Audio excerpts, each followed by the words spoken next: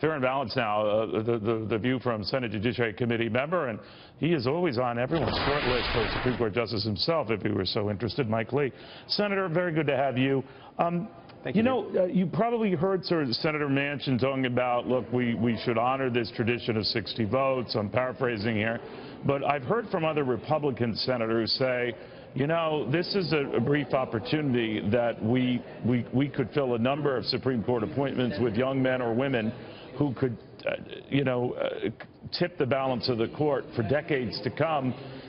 Let's go the nuclear option. Let's drop this charade and approve, even if it's just a simple majority, appointments going forward by a simple majority.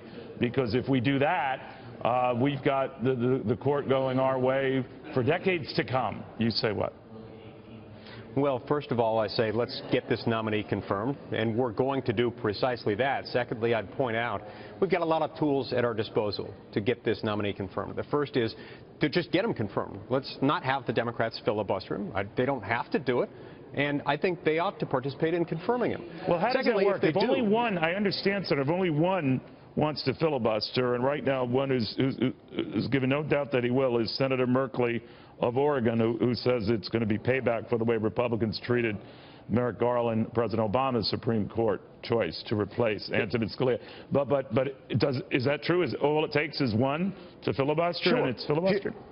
Sure, but even then, we have tools at our disposal to make sure we can get this nominee confirmed with 51 votes. And some of those options don't even involve going nuclear.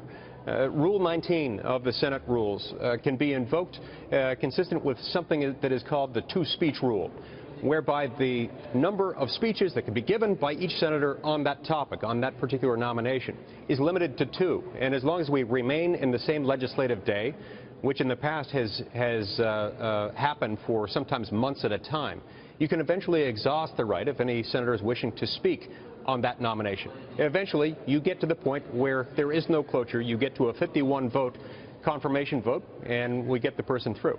So, but if Democrats did the same sort of alternative ways to avoid the so-called nuclear option and did whatever you discussed there, because you know the intricacies better than I, would you be okay with that if it was Democrats doing this in the majority and pushing a presidential choice, a Democratic president's choice in the same way? I might not like the outcome, right, but I would acknowledge that that was something done legitimately pursuant to the Senate rules. Rule 19 is a thing. The two-speech rule is real. It could be invoked here. And that would limit debate. In other words, it would limit the amount of time you could talk or delay, right? That's exactly right, and that's one of the ways that we can get to confirmation. If I could switch gears here, Senator, there are a number of Democrats, including Chuck Schumer just moments ago, who are linking, this whole appointment to the candidate's perspective on the travel ban, and presumably Democrats want this Trump travel ban to be rolled back or altered, and they want it to come up with Gorsuch. How do you feel about that? Well, first of all, I'd love to hear their analysis on that. I'd like to know more about why they think this is an appropriate litmus test, or what exactly they're expecting in demand of it. I mean, look, the fact is that Section 212F of the Immigration Nationality Act does give authority to the president to suspend entry for a period of time based on some of the characteristics identified in the order. We don't yet know exactly how this order is going to be implemented. The potential challenges that might arise with respect to this order are going to be on an as-applied basis, not on a facial basis. All right, so now let's talk about this process where we're told that in order to overcome even cabinet appointments who've been delayed in committee with Democrats not showing up in the Finance Committee to weigh in on Steve Mnuchin for Treasury or elsewhere for the Health and Human Services pick, that Republicans only in those respective committees voted for each candidate. Now it comes up to the full Senate, but this has been a very divisive affair, even now. Why does this continue? Well, it continues because people choose to let it continue. Look, the Democrats don't have to make this divisive.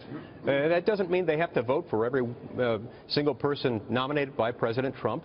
It doesn't necessarily mean they have to vote for every piece of legislation advocated by Republicans. But isn't this of Harry Reid's making then? Shouldn't they go back and complain to Harry Reid that he laid this down?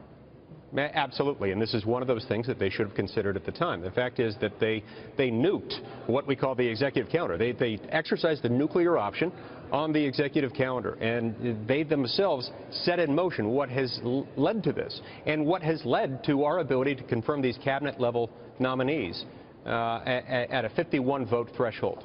And so, you know, at the time, they should have considered that. Perhaps some of them did, but apparently not enough to cause them to vote against it. If that whole threshold thing goes away and that you don't need 60 votes anymore in the Senate for anything from cabinet appointments to even Supreme Court justices to any legislation, even changing marginal tax rates, which would typically require a 60-vote majority, how would you feel about that?